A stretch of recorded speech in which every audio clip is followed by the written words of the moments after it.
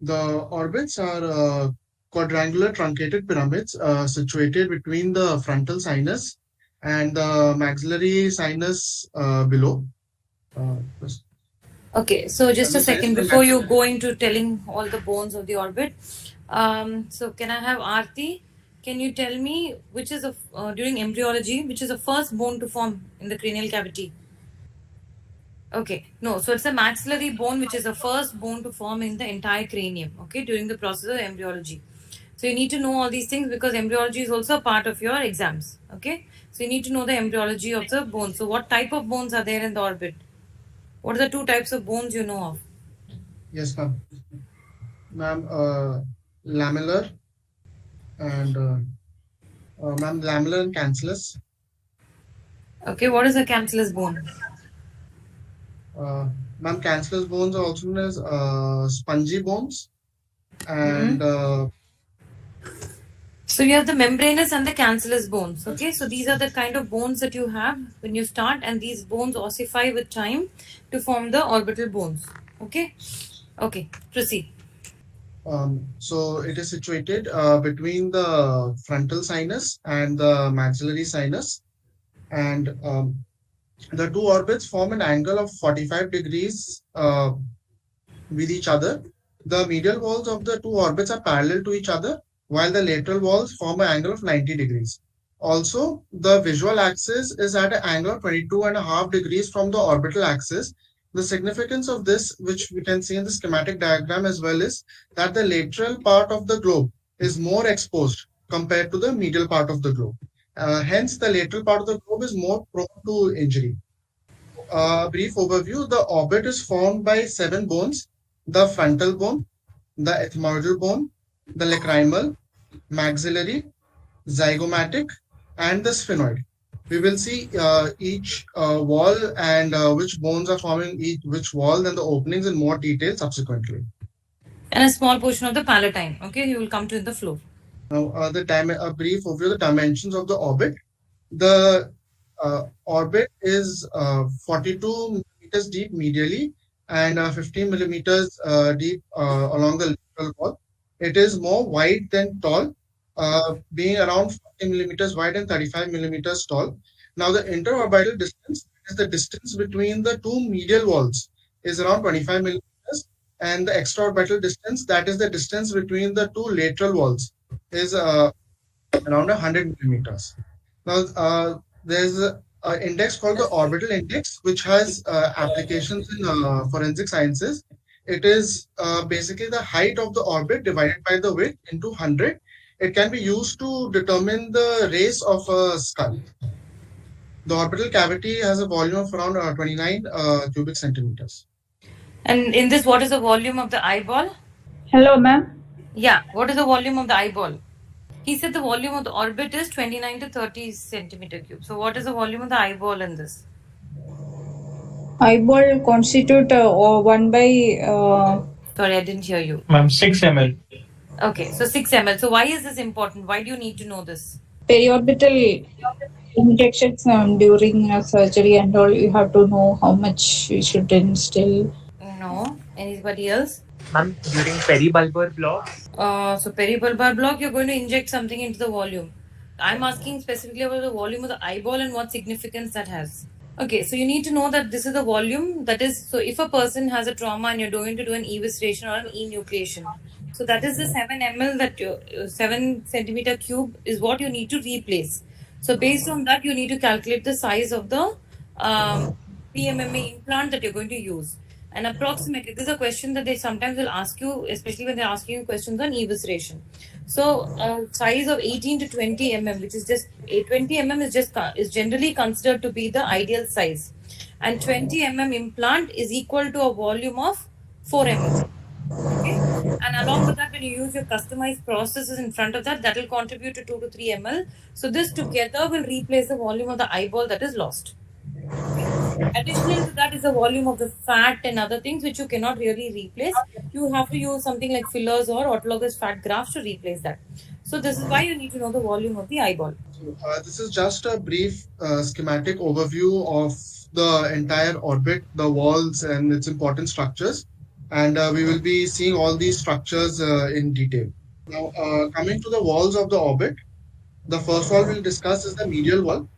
The medial wall is quadrilateral in shape and it is formed by four bones: the frontal process of the maxilla, the lacrimal bone, the orbital plate of the ethmoid, and the body of the sphenoid. Anteriorly, on the body, on the medial wall is located the lacrimal is a nuclear fossa, which is known as the lacrimal sac fossa, in which the lacrimal sac rests. Also, in the medial wall, there are two foramen, the anterior ethmoidal foramen and the posterior ethmoidal foramen, which transmit vessels and nerves by the same name. A little bit about the lacrimal fossa. The lacrimal fossa is present on the medial wall and it is bound anteriorly by the anterior lacrimal crest, which is a continuation of the maxillary bone, and posteriorly by the posterior lacrimal crest, which is a part of the lacrimal bone. The upper part to the anterior ethmoidal sinus, and the lower part by the middle meatus. Just posterior to the fossa, that is the posterior boundary on the posterior lacrimal crest, it gives attachment to the Horner's muscle and the septum orbital and the check ligament of the medial rectus. So can somebody tell me which of the two medial canthal tendons? So you have a anterior limb and you have a superficial and a deep limb. Which of the two limbs is actually important in forming the medial canthal angle? The anterior limb. So you're saying that the anterior limb is important for the medial canthal angle, right? Yes, ma'am. Okay. So during DCR surgeries, DCTs, if you have seen, what do? Do we cut the ligament or we let it be? We keep it intact. Any of you who have seen DCRs, DCTs, posterior inoculoplasty? So anybody? Do we keep the anterior limb intact or we cut the anterior limb of the MCT? Cut the anterior. So you cut the anterior limb and do we It's the replace the anterior posterior limb? limb. Yeah. No. So we never replace the anterior limb back. So obviously that means the anterior limb is not the important limb there. It is the posterior limb. So you need to know the importance of this posterior lacrimal crest, because whenever you're going to do any kind of surgery where you're going to reform the medial canthal angle, you have to attach the structures to the posterior lacrimal crest and not the anterior lacrimal crest. Okay. So now he has spoken so much about. Can you come to the previous slide, Akash? So he spoke a lot about this maxillary lacrimal suture. So Akash, can you tell me what is the significance of the suture? Why is that suture important? Why do you need to know about the suture? Obviously, when we're talking about the lacrimal fossa, that means it has something to do with DCR, DCT, which is a basic question for all of you all. Okay, you need to know everything about DCR, DCT. So in DCR, what do we do? What is the main thing in DCR? The name itself suggests, right? We're making an Ostomy is opening in the. Yes. So this suture is the weakest area. That is where we start our punch. This is where you initiate your punch and then you move forward and backward to open your ostium. Okay. So in many cases, what happens? This suture is more posterior. If it's posterior, that means what happens? The maxillary bone is going to form most of your lacrimal sac fossa, and only the lacrimal bone contributes to a very small part. The lacrimal bone is generally the very thin bone which is easily cracked. So if the maxillary bone forms a huge part of the suture, it's very difficult to initiate your ostium. And many a time you might then need to use a bone drill to initiate your ostium. Okay. So that is the importance of the suture line there. Okay. Yeah. The next one. Yes. Now, the relations of the medial wall. Medially, it is related to the ethmoidal air cells, the anterior, middle, and posterior ethmoidal air cells, as well as the sphenoidal air cells, and inferior to them, the middle meatus of the nose. The orbital surface is related to the superior oblique, the medial rectus, and the anterior and posterior ethmoidal nerves and vessels, which run between the two muscles, the infratrochlear nerve, and the terminal branch of the ophthalmic artery. Coming to some clinical anatomy. Ethmoiditis is a leading cause of orbital cellulitis. As ma'am had already mentioned, that the medial wall is a very thin wall. So any lesion or infection in the ethmoidal air cells can spread to the orbit by eroding the medial wall. Also, as the wall is so thin, it is prone to fractures during trauma or even intra-op or while giving medial conal blocks. Also, the two foramen that we One discussed. second. You cannot cause a fracture while giving a medial conal block. Okay, while we're doing a medial orbitotomy, when we're doing surgeries involving the medial orbit, it is possible that if your instrumentation is not, you don't do delicate handling of instruments, then you can break through the medial orbital wall. Okay, because the lamina papricia is very thin. Anyone can tell me why it is called lamina papricia? It's like paper thin. So Yeah, so and what's the papyrus paper? Okay, go check on it. Okay. yes, sir. So yes, it is very thin like paper. Okay, so that is why it has got fenestrations in it, and that is why infections can easily pass from the ethmoid into the thing. So it's the most common cause of what is the most common cause of cellulitis in children is ethmoiditis always. Okay, so it's very important to keep that in mind and refer the child to an ENT specialist also simultaneously. Okay, okay. Next. One important rule, the rule of 24, 12, and 6, which states that the distance between the anterior lacrimal crest and the anterior ethmoidal foramen is 24 millimeters. The distance between the anterior and posterior ethmoidal foramen is 12 millimeters, and the distance from the posterior ethmoidal foramen to the optic canal is 6 millimeters. So this rule helps us keep in check exactly where we are and where these important structures lie during surgery. Yeah, and one more thing with relation to the medial wall is you have the suture line. Can you see the between the roof and the ethmoid? That is the frontoethmoid suture line. Okay, so medial to that, anteriorly you have the cribriform plate. Even when you're doing your DCR surgeries, when you're making your superior ostium, you need to be really careful because if you go beyond the suture line, then you can damage the cribriform plate. And then what can you have? What can Anosmia be a dreaded may anosmia? What is the other dreaded complication? Anosmia is not as dreaded a complication. CSF rhinorrhea. Yes, you can have a rhinorrhea. CSF rhinorrhea. So people think DCR is a very simple surgery, but no, if you don't know your anatomy, you can have a complication like a CSF rhinorrhea. Okay? Yeah, the next slide. Now coming to the floor of the orbit, it is formed by three bones, namely the orbital surface of the maxilla, the zygomatic bone, and the palatine bone. The floor is separated from the lateral wall posteriorly by the inferior orbital fissure, and the inferior orbital fissure actually continues anteriorly as the infra-orbital groove and canal, but we will see that further in later slides. Can somebody tell me how far is the inferior orbital fissure from the orbital rim? Not Akarsh, because I know he knows the answer. Anyone else? What's the distance between the rim and the inferior orbital fissure? What distance behind it is present? Is it 4 to 5 mm? No, that is 4 to 5 is the distance of the infraorbital foramen. That's what you're saying. Okay. The infraorbital fissure, the infraorbital foramen opens 4 millimeters below the inferior rim. I'm asking what is the distance of the inferior orbital fissure from the rim. So how much posteriorly is it located? So generally it is about say 15 to 20 millimeters behind the rim. So it's important to know because when you're doing fracture repairs, you need to know this landmark. Okay, continue, Akash. Coming to the relations of the floor, inferiorly it's related to the maxillary and palatine air sinuses. Superiorly it's related to the inferior rectus, the inferior oblique, and the nerve to the inferior oblique. The floor as well is a relatively thin wall, and it is prone to fracture during trauma. And if the floor fractures, the contents of the orbit can herniate into the maxillary sinus. This is known as a blowout fracture. During a blowout fracture, there can be entrapment of the inferior rectus muscle.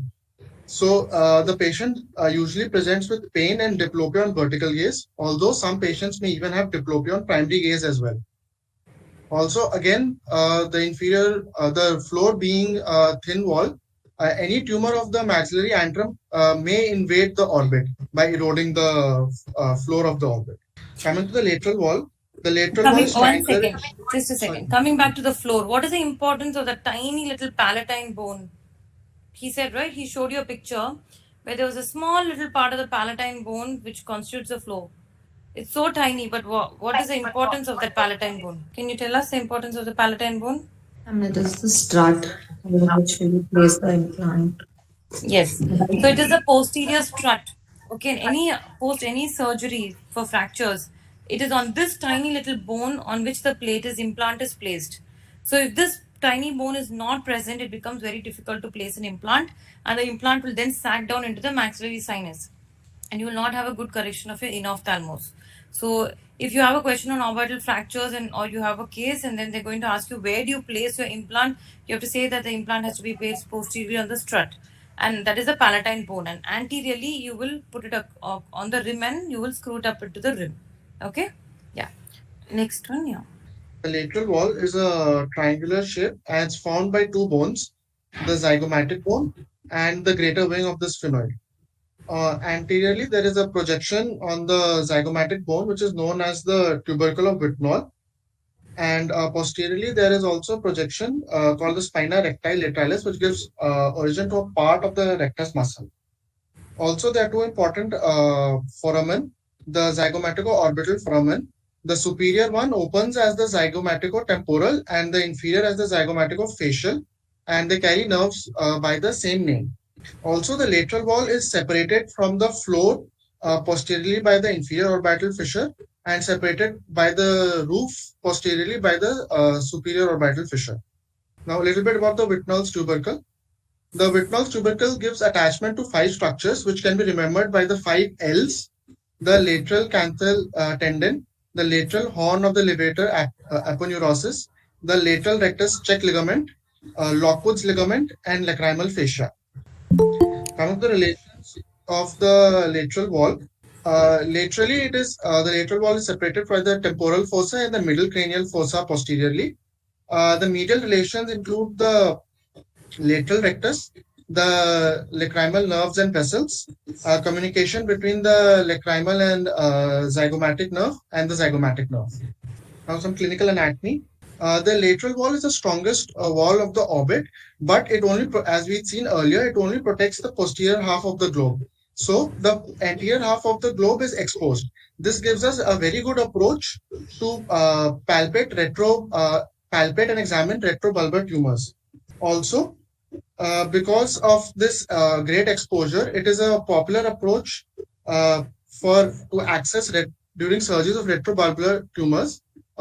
In one such surgery, the Cronin operation, the zygomatico sphenoid suture actually acts as a landmark around which the flap is created, which gives access to the superolateral, infralateral, and retrobulbar quadrants, which are common sites for these tumors. It's called the Cronin suture. Okay. Cronin incision. So among the incisions of the orbit, this is one of the incisions which is used for a lateral orbitotomy. So where you make one cut along the FZ suture, one is along the zygomaticosphenoid suture, that is where you break the bone, and inferiorly. So you make 2 saw cuts and then you can out fracture this bone to remove, so it gives you good access to the entire posterior orbit. Okay. Yeah. And while doing this, it's important to notice these vessels, because if you don't recognize the zygomaticofacial and zygomaticotemporal vessels, then you will have a lot of bleeding. So identify the vessels, cauterize them so that you can avoid all the bleeding. Ma'am, can you explain the incision again? Okay. Can you go back to the previous diagram? I think there's one. Okay, yeah, the previous one, yes. Yeah, okay, stay there. Just leave it at this one. So can you see on the lateral wall there is a suture on top, which is between the frontal bone and the zygomatic bone below? Yes, ma'am. Where you can see the zygomatic nerve written. So basically that is where you make your upper incision. Okay. The lower incision is made little below the Whitnall's tubercle at that level. Okay. So we usually use a cutting saw. So we make a cut along the suture. Since the suture is already a weak area, it's easy to saw through it. Then you saw through the lower bit of the bone. Then we use cutting pliers and then we out fracture. We remove the entire bone. So basically the fracture then goes through the, come to the lateral wall picture, no? The clinical anatomy picture. Yeah. So now you can see between, yes, the way he's showing the arrow, that is where the bone breaks. And then you remove this entire piece of bone out. Okay, yes, So ma'am. when you remove this entire bone out, it gives you that much better access into the entire orbit. Okay, yes. This is what is called a lateral orbitotomy. Okay. Yes, ma'am. Thank you, ma'am. The zygomatico-temporal and zygomatico-facial nerves, and along with the vessel, which ma'am was mentioning, which you have to keep in mind. Now, coming to the roof, It is triangular in shape and it is formed by two bones, the frontal bone anteriorly and by the lesser wing of the sphenoid posteriorly. There is a depression in the anterolateral part of the roof called the lacrimal gland fossa, in which the lacrimal gland rests. It is usually smooth, but in some it may become pitted due to the attachments of the suspensory ligaments. Also, the trochlear fossa is present anteriorly around 4 mm behind the supraorbital notch, which acts as a pulley for the superior oblique muscle. The relations of the roof.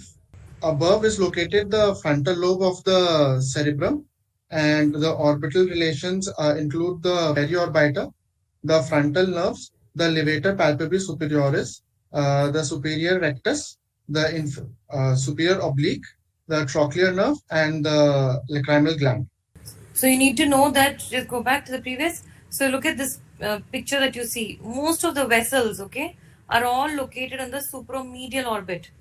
I'm sure you all might have noticed when you're giving blocks sometimes, right? When you give a supromedial block, you can rupture one of the vessels in this region, and then you'll have like a retrobulbar hemorrhage sometimes, and the entire upper eyelid becomes very tensed. So the supromedial area of the rim and within has all the neurovascular structures. So it's a very important zone. You need to be very careful when you do any kind of surgery or any procedure in this region. Okay? Which is the safest area? Inferolateral. Correct. The infralateral is the safest because it's devoid of any major blood vessels, okay, or nerves. So that's the safest area, and that's why you give your peribulbar block in this region. Okay? Yeah. You can go to the next slide. The roof is also thin throughout its entire extent, so any trauma can cause a fracture of the roof. Also, any sharp object like an umbrella or anything else can pierce the upper lid and even pierce the roof and even injure the frontal lobe.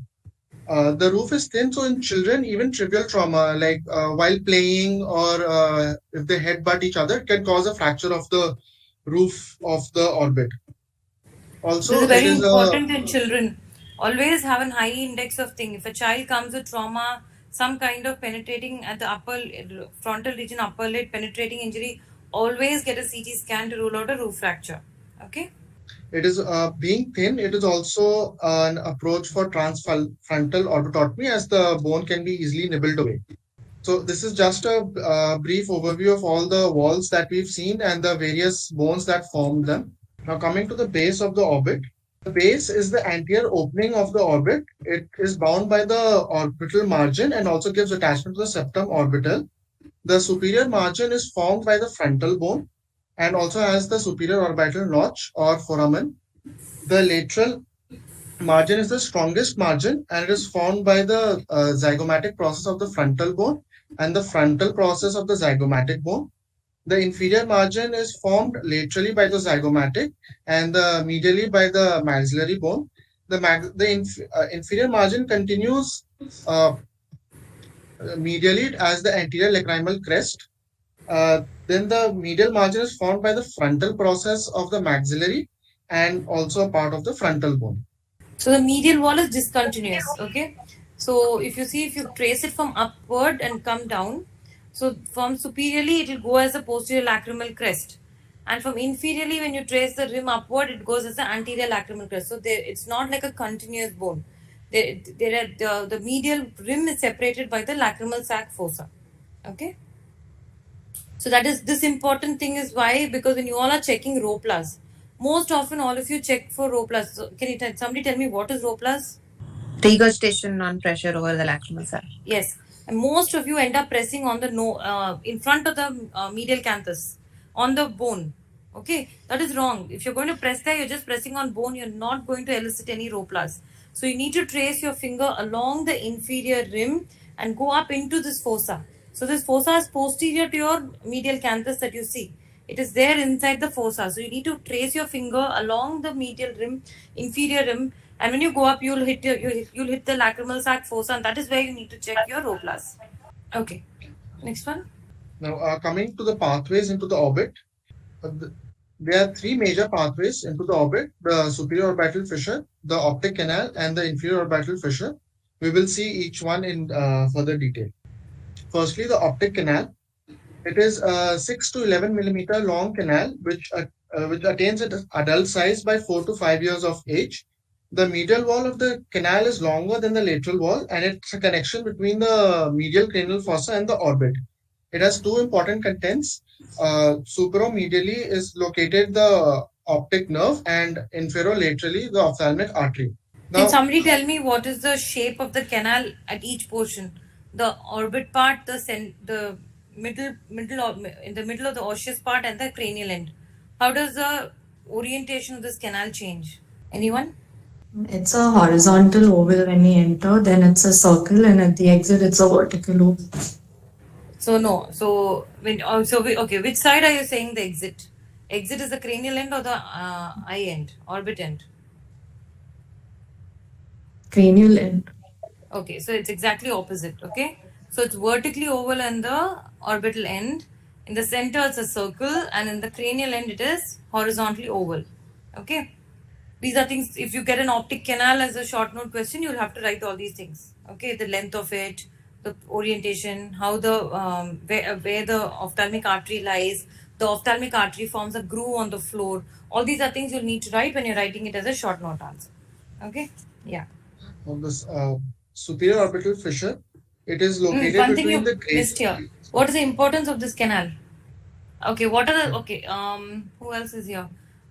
Can somebody else tell me what are the bones which form the canal? It's located within the lesser wing of sphenoid. Completely within the lesser wing. Lesser wing is which border? Superior, inferior, medial, lateral. So the lesser wing of sphenoid is in the roof. Okay. Medially you have the body of sphenoid, and infrolaterally you have the optic strut. So why is this important? Why should you know that these are the bones forming the optic canal? What happens here? We see it very often. Post road traffic accidents, what happens? Traumatic optic neuropathy, ma'am. Why More does traumatic prone, optic neuropathy happen? especially fracture of the sphenoid bone. So Yeah, so any some fracture involving the bones of the optic canal, you can have the bone impinging on the nerve and hence causing a traumatic. Other than that, this is the area where the periorbita is continuous with the meninges. So any kind of trauma will cause a concussion injury, and that can also cause a traumatic optic neuropathy. It's not always because of a fracture. Okay, sometimes you can have a hemorrhage in this area, and the hemorrhage is compressing the nerve, causing a compressive traumatic optic neuropathy also. Okay, yeah, that's all other clinical significance things of the optic canal. Yeah, you can proceed. um, the superior orbital fissure. It is located between the greater and the lesser wings of the sphenoid, and it separates the roof from the lateral wall in the posterior part of the two walls. It is the largest communication between the orbit and the middle cranial fossa. The annulus of Zinn separates this fissure into a conal and extraconal part. Now, the structures that pass through this canal are important. The structures which are outside the cone, can be easily remembered as the ophthalmic vein, the superior one passing above the cone, and the inferior ophthalmic vein passing below the cone. And the three nerves, which can be remembered as LFT, the lacrimal nerve, the frontal nerve, and the trochlear nerve. The structures that pass through the cone can be remembered as the nerves which supply the extraocular muscles, basically the superior and inferior division of the oculomotor nerve, the abducent nerve, and the nasolacrimal nerve. Coming to the inferior orbital fissure, the inferior orbital fissure is around 20 millimeters long, and it communicates with the pterygopalatine and infratemporal fossa. Its contents include a branch of the inferior ophthalmic vein, along with the zygomatic nerve, branches of the sphenopalatine ganglion, and the maxillary division of the trigeminal nerve, along with the terminal division of the internal maxillary artery, also pass through the fissure and continue in the infraorbital groove and canal, and eventually become the infraorbital nerve and artery. I have a picture for that subsequently, in which I will explain that. It will become clearer. Now, orbital apex syndrome, also known as Jacquard syndrome, and it involves the orbital apex, leading to a dysfunction of all the important nerves and vessels that we just read about. So it causes a dysfunction of the optic nerve, oculomotor, trochlear abducent nerve along with the ophthalmic branch of the trigeminal nerves. So the symptoms correspond to the nerves being involved. Patient will usually present with visual loss, ophthalmoplegia, loss of corneal sensation, corneal reflex, RAPD, and chemosis and conjunctival injection. The treatment, it's a close differential of superior orbital fissure, and treatment usually involves treating the underlying cause, which may be if inflammatory or if it's infectious or neoplastic or can even be traumatic or iatrogenic. Superior orbital fissure syndrome, uh, in this, there's involvement of structures just anterior to the orbital apex. Hence, there is sparing of the optic nerve. So patients usually have intact vision, but they will present with other symptoms like ophthalmoplegia, ptosis, proptosis, and fixed dilated pupil and lacrimal hyposecretion. A most common cause of superior orbital fissure syndrome is trauma, but other causes like neoplasm, infectious like meningitis, syphilis, and other inflammatory conditions may be also responsible. Now, coming to some minor openings or other pathways into the orbit, we have the lacrimal canal, which is located in the medial wall and it contains the nasolacrimal duct.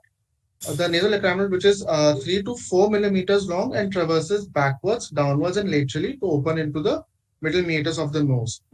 Also, we have the supraorbital notch or foramen, uh, which is located in the superior margin of the orbit and it transmits the supraorbital nerves and vessels.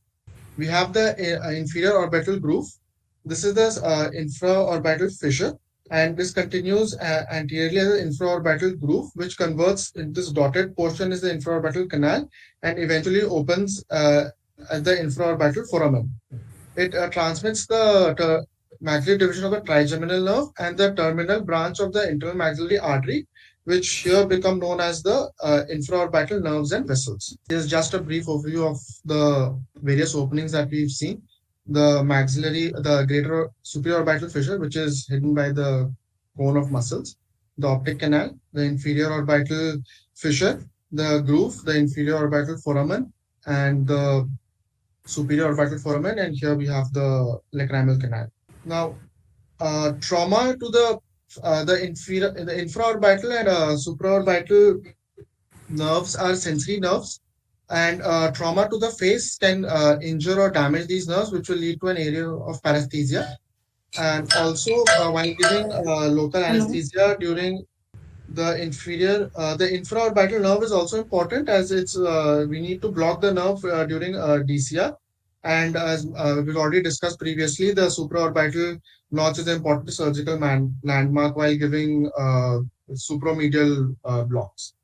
And we have to be careful, as ma'am has already told us, that of the rich blood supply in that area.